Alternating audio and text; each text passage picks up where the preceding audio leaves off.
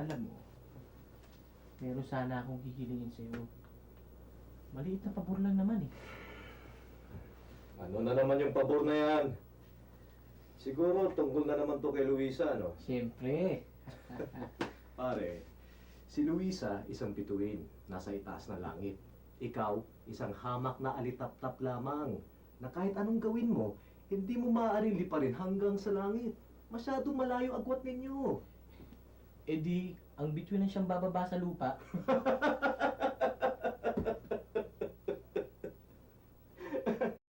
Talagang mag-ilusyon, ano? teka, teka lang, ha? Nalalayo tayo sa issue, eh. Ano bang kinalaman ng sulat kong yan doon sa Luisa mo? Okay. Ganito. Magpapanggap ako na meron akong cancer of the brain. At pag nalaman ng inay ko, sasabihin ko sa kanya, bago ko mamatay, gusto kong makilala ko si Luisa. Okay ka rin, ha? Ikaw rin gumawa ng strategy mo, ha? Eh ako, ano naman ang papel ko doon?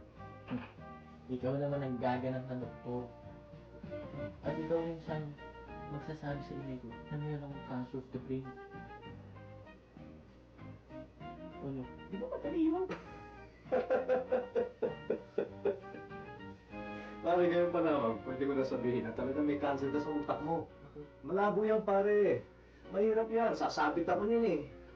Pare, sinisigurado sa'yo, tinitiyak sa'yo, walang kasabit-sabit to. Wala. Oo. Eh, paano kung mabisto ako hindi ako tunay na doktor? Paano kung magtanong yung nanay mo? Wala akong maisagot. Pero wala naman ako alam sa mga medical terms na yan, eh. Simple lang yan. Ganito, di mag-iimbento tayo ng mga scientific sounding word. Tulad ng Lactobacillus shirota strain. O, hindi na alam na inay ko. Dahil ang inay ko hindi nakatago. Labo yan, pare. Ikaw kasi hindi mo alam kung gaano kahirap gawin yan, eh. Hindi. Kasi ang inay ko, mabigas sa kanya yung mga pero sakit sa utak. Kasi alam mo, yan ang kinamatay ng tatay ko eh. Labo yan, pare. Ayoko, kinakabahan ako dyan, eh. Hindi, madali lang yun. Tsaka, gagayahin ko lang yung mga itinikilos ng tatay ko. Di ba madali yun? Ayoko, pare. Ikaw mo lang. Ayaw mo? Oo. Teka. Ano? Ayaw mo pa rin? Paano kung busted ako? O, ilugi naman ako yan, di ba? Sige. Let's make a deal. Kung sasagutin ka ng ate Janet ko, gagawin mo yung pinagagawa ko sa'yo.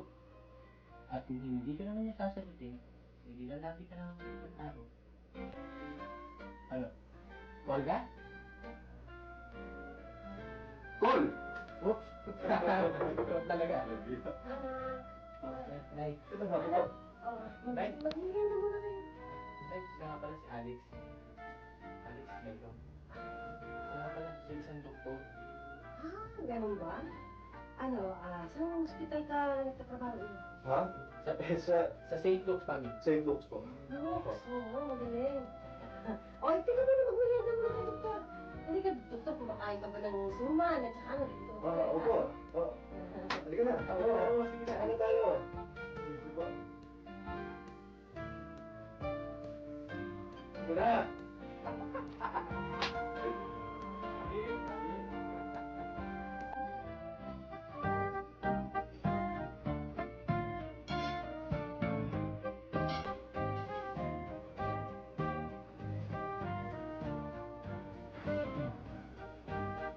Nay. Nay. Bakit?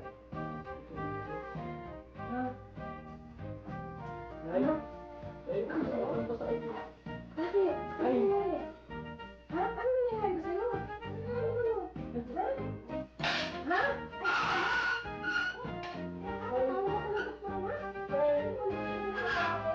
Ano nangyari ba sa'yo? Ano bang doktor? Nay, si Alex, Nay. Sino Alex? Si Alex, si Dr. Alex Bernardo, kaibigan ko. Asan na kayo? Ay. Tatawagan. Andiyan sa directory, sa address ko. Sabi dito? Oo. Nay.